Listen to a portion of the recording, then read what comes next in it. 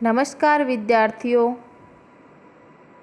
आज की कक्षा में हम हिंदी विषय के पुस्तक बसंत भाग 2 अध्याय 4 कठपुतली, जो कि एक कविता है जिसके कवि हैं भवानी प्रसाद मिश्र। भवानी प्रसाद मिश्र का जन्म 29 मार्च 1913 को तथा मृत्यु 20 फरवरी 1983 को हुई थी। हिंदी के प्रसिद्ध कवि तथा गांधीवादी विचारक थे। यह दूसरा तार सप्तक के प्रथम कवि हैं। गांधी दर्शन का प्रभाव तथा उनकी झलक उनकी कविताओं में साफ देखी जा सकती है।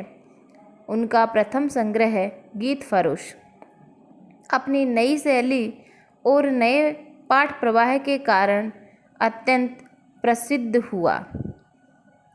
भवानी प्रसाद मिश्र जी के कविता संग्रह हैं गीत फरोश, चकित है दुख, गांधी पंचसती, बुनी हुई रस्सी, खुशबू के शिलालेख, त्रिकाल संध्या, व्यक्तिगत परिवर्तन जिए, अनाम तुम आते हो, इंद्र मम, शरीर कविता, फसलें और फूल, मानसरोवर दिन, संप्रति, अंधेरी कविताएं, कालजयी, नीली रेखा, तुस की आग, ये कोहरे मेरे हैं।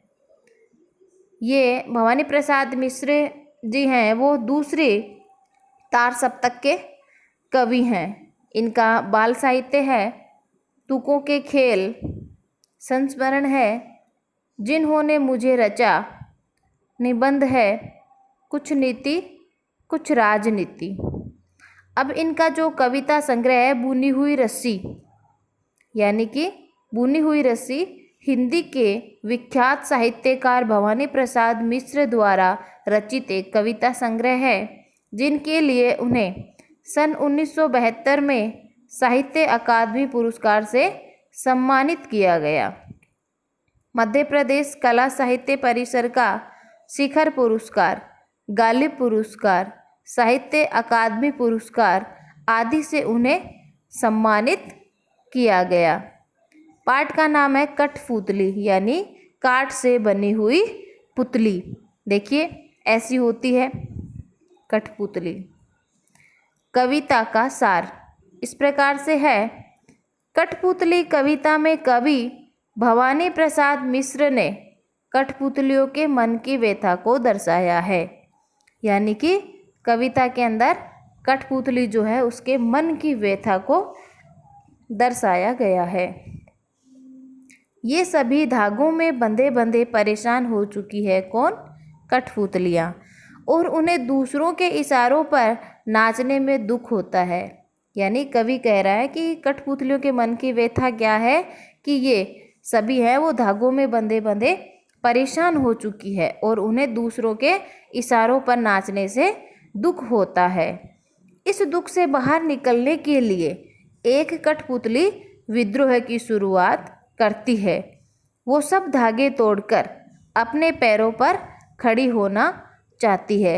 यानी कि एक कठपुतली है वो विद्रोह करती है और वो क्या चाहती है कि अपने पैरों पर खड़े होना। अन्य सभी कठपुतलियाँ भी उनकी बातों से सहमत हो जाती है और स्वतंत्र होने की चाह व्यक्त करती है। मगर जब पहली कठपुतली पर सभी की स्वतंत्रता की जिम्मेदारी आती है तो वे सोच में पड़ जाती है। इस कविता में कठपुतलियाँ स्वतंत्रता की इच्छा से स्वयं अपनी बात व्यक्त कर रही है। यानी कि इस कविता के अंदर जो कठपुतलियाँ हैं वे स्वयं अपनी स्वतंत्रता की इच्छा व्यक्त कर रही हैं। उनके समक्ष स्वतंत्रता को साकार बनाने वाली चुनौतियाँ हैं। धागे में बंधी हुई कठपुतलियाँ पराधीन है, यानी कि जो कठपुतली जब तक धागे में बंधी हुई है पराधीन अर्थात दूसरों के अधीन है। उन्हें दूसरों के इशारों पर नाचने से दुख होता है। दुख से बाहर निकलने के लिए एक कठपुतली विद्रोह कर देती है। वह अपने पांव पर खड़ी होना चाहती है। उसकी बात सभी कठपुतलियों को अच्छी लगती है। स्वतंत्र रहना कौन नहीं चाहता, यानी कि यहाँ कवि कह रहा है कि कठपुतलियाँ हैं वो पराधीन है। उनमें से एक कठपुतली विद्रोह करती है और वह क्या चाहती है, स्वतंत्रता चाहती है। तो अन्य जो सभी कठपुतलियाँ हैं वो भी उसका समर्थन कर देती है।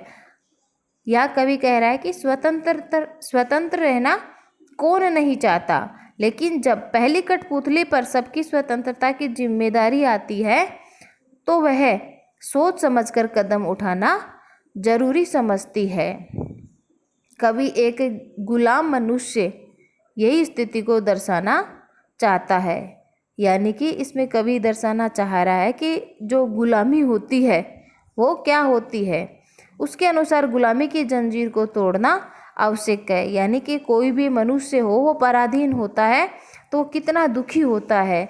इसलिए यहाँ जो गुलामी की जंजीरें हैं उनको तोड़ना आवश्यक है, यानी ज़रूरी है।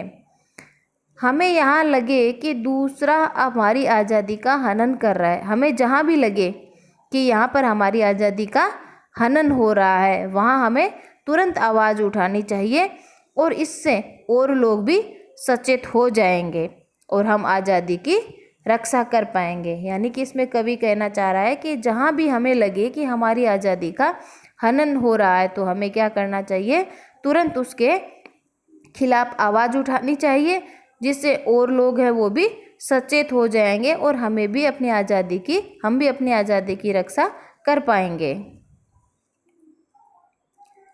सारी कठपुतलियाँ जब पहली कठपुतली का समर्थन करती हैं तब पहली कठपुतली दोबारा सोचती है कि मैं इन सभी की स्वतंत्रता की जिम्मेदारी उठा पाऊंगी या नहीं। कविता की प्रथम पंक्तियाँ इस प्रकार से है। कठपुतली गुस्से से उबली बोली, यानी कठपुतली है उसको वो गुस्से से उबलती हुई बोली, यह धागे क्यों है मेरे पीछे आगे, इन्हें तोड़ दो, मुझे मेरे पाँवों पर छोड़ दो। अर्थात सरलार्थ इस प्रकार से है। कठपुतली कविता की इन पंक्तियों में कवि भवानी प्रसाद मिश्र ने एक कठपुतली के मन के भावों को दर्शाया है। कठपुतली दूसरों के हाथों में बंद कर नाचने से परेशान हो गई है और अब वो धागे तोड़कर स्वतंत्र होना चाहती है। वो गुस्से में कह उठती है कि मेरे आगे पीछे बंधे ये सभी धागे हैं वो तोड़ दो और अब मुझे अपने पैरों पर छोड़ दो। मुझे अब हमें बंद कर नहीं रहना, मुझे स्वतंत्र रहना है। कविता की दूसरी पंक्तियाँ इस प्रकार से है। सुनकर बोली और कठपुतलियाँ की, हाँ बहुत दिन हुए हमें अपने मन के छंद छुए। यानी कि सरलार्थ इस प्रकार से है। भवानी प्रसाद मिश्र जी ने कठपुतली कविता की इन पंक्तियों में अन्य सभी कठपुतलियों के मन के भाव भी दर्शाए हैं। पहली कठपुतली के मुँह से स्वतंत्र होने की बात सुनकर अन्य जो कठपुतलियां हैं वो भी उससे कहती है कि हाँ हमें भी स्वतंत्र होना है, हमें भी अपने पैरों पर चलना है। काफ़ी दिन से हम यहाँ इन धागों के बंधन में बंधी हुई हैं। आगे पंक्तियाँ इस प्रकार से है। मगर पहली कठपुतली सोचने लगी, ये कैसी इच्छा मेरे मन में जगी। यानी पहली कठपुतली है वो सोचने लग गई कि ये कैसी इच्छा है जो मेरे मन में जगी है। सार इस प्रकार से है। कठपुतली कविता की अंतिम पंक्तियों में कवि भवानी प्रसाद मिश्र ने पहली कठपुतली के मन में के असमंजस के भावों को दिखाया गया है। जब बाकी सभी कठपुतलियाँ पहली कठपुतली की स्वतंत्र होने की बात का समर्थन करती है तो पहली कठपुतली सोचने लग जाती है कि क्या वो सही कह रही है?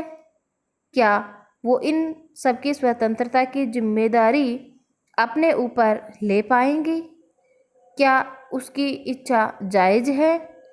अंतिम पंक्तियाँ उसके इन्हीं मनोभावों को समर्पित है। कविता का मूल भाव अर्थात कविता के भाव क्या हैं? कठपुतली कविता का मूल भाव है कि हमें अपनी स्वतंत्रता के लिए सचेत रहना चाहिए। कठपुतली दूसरों की अंगुलियों पर नाचती है, इससे उसका अपना कुछ नहीं रहता, यानी कि वो दूसरों के इशारों पर नाचती है, उनकी गुलाम है या उनका हनन हो रहा है, या जो कठपुतली वाला है जो जैसे चाहता है वो वैसे उनको नचाता है, यानी उसका अपना कुछ भी नहीं रहता, वो पराधीन है यानी दूसरों के अधीन है। उसके हाव भाव यहाँ तक कि उसके चलने फिरने तक को अंगुलियाँ तय करती है। ऐसे में कठपुतली दूसरों पर निर्भर है। कठपुतली कविता के मूल बिंदु। इस कविता में कवि ने स्वतंत्रता के महत्व को व्यक्त किया है, यानी कि इस कविता में कवि क्या बताना चाह रहा है? स्वतंत्रता के महत्व को। यहाँ कठपुतली साधारण जन का प्रतीक है, यानी कि यहाँ कठपुतली को लिया गया है वो एक साधारण मनुष्य का प्रतीक है जो स्वतंत्र होना चाहती है तथा वह अन्य कठपुतलियों के लिए भी प्रेरणा का स्रोत बनती है। शोषण के विरुद्ध आवाज़ उठाने की प्रवृत्ति का विकास। इस कविता में यह भी बताया गया है कि यदि आपका शोषण हो रहा हो तो आपको उसके विरुद्ध आवाज़ उठाने का अधिकार है। आत्म स्वाभिमान की रक्षा हेतु प्रेरित करना, आत्मनिर्भरता का भाव जागृत करना। आज की कक्षा में इतना ही। धन्यवाद।